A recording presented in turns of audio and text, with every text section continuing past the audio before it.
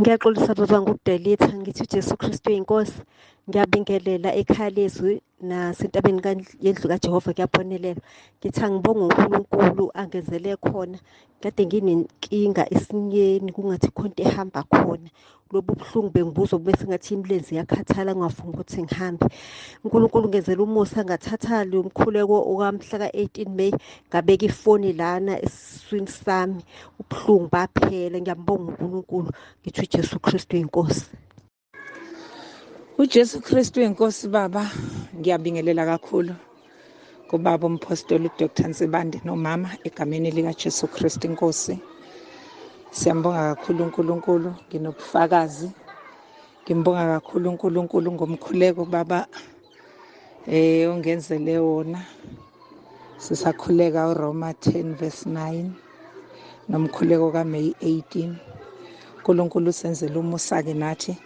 Mkhuleke ngangocelile ingane yami yayizoya kwi-interview, yayisiya okwesithathu, yaya okokuqala i-post yadisputwa, sesilindela ama-result, yaphinda ya-re-advertiswa, yayingenela leyo interview, kwaphinda futhi yadisputwa, yaphinda futhi yayingenela, shuthi sekukwesibili, yadisputwa. Thena engabe se-re-advertisiwe, shuthi se-re-advertise kwesithathu, yayingenela nesibiziwe, ngacela umkhuleko nami ngakhuleka. uNkulunkulu wangenelela ngohlobo lwesimanga ngoba wabe seyithola leyo post. Khuluma nje uqalile, qalwa kwenyanga lesisuka kuyo ka-April. Ngiyambonga kakhulu uNkulunkulu, ngiyambonga uNkulunkulu ngomkhuleko. Ngiyambonga uNkulunkulu bazalwane, uNkulunkulu ngithi uJesu Kristu inkosi ungimelile kakhulu. Ngiyabonga baba, ngiyabonga egameni lika Jesu, uJesu Kristu inkosi. Amen.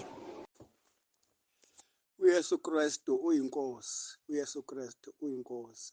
Nsibande, umama, abazalwane bonke, ekhaya lezwi, entabeni kaYehova kuyabonelelwa. Ubufakazi Nsibande sinabo. Into nayo kusike kube mandi soyika ixesha. Bulela amandla kaThixo kakhulu bawo. Ebusuku ndibambe abantu ababini njengoba ndisecurity bezama untshontsha idizili. Yesu Kristu inkosi. uJesu Kristu inkosi, uJesu Kristu inkosi. Ngiyabingelela kubaba uNsibande nakumama uNsibande egameni likaJesu. Ngibingelele nakubandla lonke entabeni kaJehova kuyabonelelwa. Ngumama Mhlatshwayo uSara egameni likaJesu. Nami ngasizwa uNkulunkulu ngelinye ilanga umama uShabalala wangiletha lapha ekhaya lezwi. Akusho ukuthi ngoba ngingafakazi nje ingoba uNkulunkulu ngingamboni yini. uNkulunkulu uyasebenza ngendlela esimanga. Last week ngizosho okuncane kona kuningi okukhona noma ngakafinyeleli kokukhulu efanele ngifinye lokho kusenhlizweni yami egameni likaJesu. So ngeviki eliphelile ingane yami yaphathwa yiso yaba no-issue esweni, iso la yacikica kwaze laze langabe right. Bese fanele ngimse kadokotela kodwa ngoNkulunkulu ngambeka lo mkhuleko, ngakhuleka waba right. Ngambonga uNkulunkulu ngathi uNkosi ambingenani nemali kadokotela. Nami bekunepheni enzima la ngemuva la bese ngithi kuzoqhamuka enye into engayazi kule viki eliphelile lona lelo.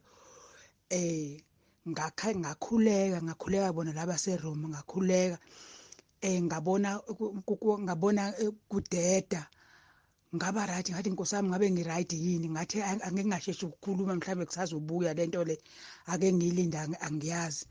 Kodwa ngoNkulunkulu ngiyabonga ngoba namanje ngiyabonga ukuthi hayi kusokuhambile egameni kaJesu. Buningi ukufakazi bengingakuthula uNkulunkulu angenzela kona.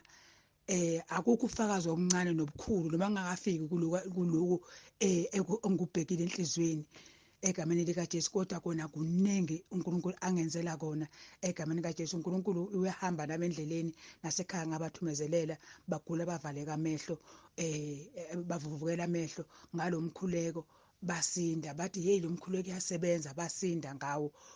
Kwehla ukudumba okugcwele emehlweni. uNkulunkulu nje ngiyambonga kakhulu, ngiyambonga kakhulu. Uyahamba nami endleleni egameni likaJesu. Noma ngisaba ukukhuluma kakhulu ngoba mangakhuluma kakhulu kose kuvuleleleke bese sengiba over egameni kaJesu. Ngiyabonga. Amen. uJesu Kristu inkosi baba. Ngiyambonga uNkulunkulu, ngizozama ukuphuthuma konke ngiyikusho ngesikhathi esincane lesesikhona 3 minutes. Kushuthi ke baba bengenile ke emkhosini, ngiqale ngangena emkhosini qondene naleya nkonzo ngingakhuluma ngayo nawe baba, eyezinto engiyibonayo. Wathi angongena emkhosini ngibona ngilele, ngesinye isikhathi ngibone noma ngalele. Shuthi ke ngangena emkhosini kwaba ukuthi angikhawunta amalanga ukuthi amalanga amangaki. Kwakhona iphupho elifikayo, akuphupha wena babufikile kwami. Mina ngikhathazekile nje ukuthi ngikwenzela ukudla, amanzi okugeza, ubisivakashi nje ufike ungashongo. Kushuthi ke wena wathi ubhizi usafocuse kulama forms, uphethe ama forms uthi usayinela ufaka ama signature wezindlu. Awu, ngajabula sengathi neyami indlu khona lapho. Kushuthi ke kwathi ngikutshele ngibhalile ngadelete, ngeke ngabhala ngadelete. Ngangasho ke uNkulunkulu wathi ufuna ukuyiprove ukuthi umoya muni lo okumina. Ngoba sengiphila ubungcwele ke manje baba. Noma ngekho 100% perfect, kodwa ke ngiyavuma izono. Ngilwela nje ukuphila ubungcwele. Kushuthi ke ngathi umama mayefika ngoLwesine wafundisa futhi ngo7 ukuphelelisa 7 days. uNkulunkulu wathena kufanele ngingene emkhosini 7 days. Day number 1 and then day number 7 namhlanje. Nsuku lokugcina lokuphelezwa komkhosi. Lawo maforms akade wafila yakhona indlu evelayo. uJesu Kristu inkosi baba. Ngifikelwa kwesaba ngoba lezi zinto ziyenzeka. Izinto esuke ngibona ziyenzeka. Kwakhona indlu evelayo. Ngatshela umnyeni wami ukuthi baba ngiphuphe kanje baba uMsibande efikile ethi usayinela amaphepha ezindlu. Ngajabula ngaze ngenze handshaking like a done deal. Nangempela indlu ikhona namhlanje ku day number 7. Day number 1 we fasting after umama efundisile ngo7 days ukupheleliswa kwakho konke.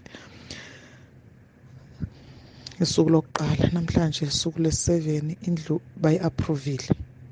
Bangifayile message ngizokusendela ukuthi it's been approved. Ngithi uJesu Kristu inkosi baba. Ngiyabonga ukuthi uNkulunkulu akhulume kanje kumina. Kuningi okufanele ngifakaze ngakho, kodwa namhlanje bengifisa ukukhuluma ngalokho. Ukuthi nasesontweni before singene esontweni ngizoqala mina ngishumayeza umuntu ngezwe lizofundwa esontweni enkonzweni. Ingoma ezoculwa ngiqale ngiyicule mina okanye emaphusheni okanye ngibhekile. Jesu Kristu. uJesu Kristu inkosi baba. Ngiyathemba baba ugcinekele nomndeni nonke egameni likaJesu. Ngiyaxolisa baba ukusenda sekulate, akusiyinhloso yami. Baba benginesikhalazo. Sifakazi lobo sifakele bona ngoLwesihlanu. I think ngoLwesihlanu or this day. Baba yo ngilangazelela ukuza part 2. Baba bekumnandi kakhulu baba. Ngiyafisa nje ukuthi njengathi singaqhubeka baba sifakele ubuye part 2 wakhona mangabe ukhona. Bomnandi kakhulu bonamandla. Okunye baba ngifuna ukudlulisa ukuthi leli gama elithi uJesu Kristu inkosi isivumo lesi senza abantu impela sinomlilo. Yazi umlilo baba, sinomlilo. Ngifike emsebenzini ekseni baba ngabulisa abayoza kwethu. Ngiyaxolisa baba ukunqamula ukuthi inqamuleke. Ngifike emsebenzini ekseni ngabulisa abanye ama-colleagues. Nathi uJesu Kristu inkosi. Yasethi sanibonana. Baba ngibangizakuqeda nalokho. Bangingxaka baba. Bangixaka bathi ngizohambe ngisho yonke le ndawo ukuthi uJesu Kristu inkosi. uJesu Kristu inkosi yini yona leyo. Ngiyabaqhaphaza babiza wonke lawo magama lawo. Baba uNkulunkulu wavele nje wangithubisa kakhulu. Kwangathi nje akwenzeki kimi. Ngavele nje ngahappy nje nga-right. Ngakhuluma nabo nje kahle ngibapho sebesuke ngisho le bebekhona bazoma lapha phambi kwami. Baba angazi ngaleli gama. Lishisa amadimoni. Baba ngikusho konke kodwa nje into eyenzekile ngaleli gama nje lilodwa. Ngibona ukuthi uJesu uyaphila ngempela baba. Izwi likaNkulunkulu linamandla. Hawu, angisazi leya nto eyenzakalile baba, ngigama ngisivumo nje. Hayi baba, bayalwa abantu, abalifuni, bayalwa baba, kodwa ngesiye ukuthi uJesu Kristu uyinkosi. Siyabonga baba. Jesu Kristu uyinkosi baba. Ngicela ukubingelela ubaba nomndeni wakhe wonke. Ngibingelela abazalwane bonke entabeni yendlu kaJehova kuyabonelelwa ekhaya lezwi. Baba, ngicela ukudlulisa nje lokho kusenhlizweni yami. Bengilalele inkonzo ebisebhamishela yizolo. Hey baba, ubaba ubekhuluma nje ngezinto eziningi. Baba, iyawuthinta kakhulu umoya wami, ikakhulukazi lapho ubaba abekhuluma khona ngendumiso. Yebo baba, indumiso bengiyazi ukuthi uma nidumisa ngeqiniso nangomoya, uNkulunkulu uyazenza imangaliso. Kodwa ubaba uthe uma ekhuluma ngakho ngendumiso bekungazathi ngiyaqala ukuzwa. Ubaba waze washo nanokuthi uma umzalwane kufanele nje ukuthi noma ukuthatha u3 days udumisa nje uNkulunkulu, udumisa u3 days womkhosi.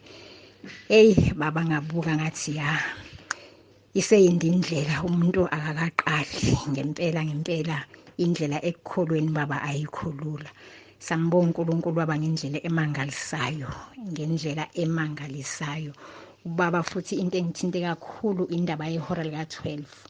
Mina baba bengazi nje ukuthi yebo bengazi ukuthi u12 ubalulekile ukuthi uvuke ukhuleke. Kodwa kwesinye isikhathi u12 ubengangishayeli ngikhuleka, uzothola ukuthi ngishayela ngilele mhlasimpe ngize ngivuke ngo1 after 1. Kodwa nje baba avulekile amehlo ukuthi u12 ubaluleke ngalendlela, ukuthi ilapho imoya yobumnyama esuke isiqala uoperate. Siyabonga baba kakhulu, siyabonga kakhulu nje.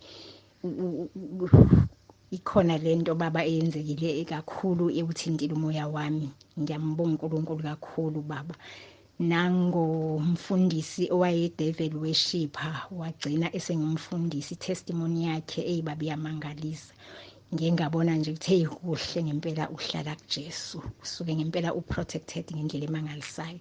Siyabonga baba kakhulu ngosami ngani nisibusise empilweni zethu, nohlale nisibusiso njalo.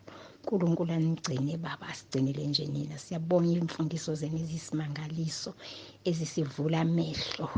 Baba, khona lapho busuthi khona abantwana bena basindiswa njengoba kulekha indumiso. Nkosi yami.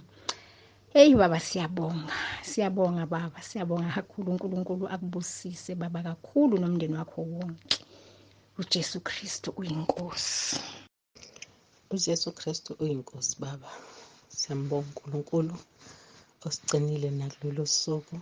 Ngithemba ukuthi ngiyaphila nonke ekhaya lezwi nasentabeni yendlu kaJehova. Ngiyabingelela ngithi uJesu Kristu uyinkosi. Nofakazi nje baba bokumbonga uNkulunkulu.